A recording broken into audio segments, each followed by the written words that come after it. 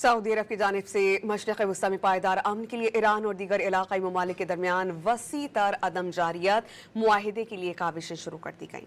बरतानवी अखबार financial times की report के मुताबिक इस मनसूबे पर आमद दरामद अमरीका और इसराइल की ईरान के साथ मुमकिन जंग के खात्मे के बाद मुतवक्की है।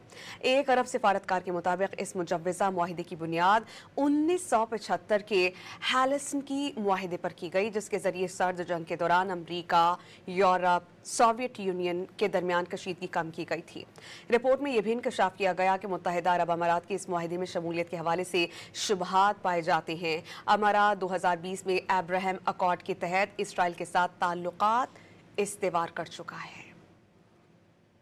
सऊदी अरब की जानिब से मशरिक़ वस्ती में पायदार अमन के लिए ईरान और दीगर इलाक़ाई ममालिक के दरमियान वसी तर अदम जारियत मुआहिदे के लिए काविशें शुरू कर दी गईं।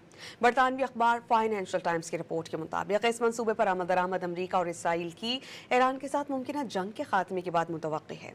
एक अरब सिफारतकार के मुताबिक इस मुजव्वज़ा मुआहिदे की बुनियाद 1975 के हेलसिंकी मुआहिदे पर की गई, जिसके जरिए सर्द जंग के दौरान अमरीका, यूरोप, सोवियत यूनियन के दरमियान कशीदगी कम की गई थी। रिपोर्ट में यह भी इंकशाफ किया गया कि मुत्तहिदा अरब अमारात की इस मुआहिदे में शमूलियत के हवाले से शुबहात पाए जाते हैं।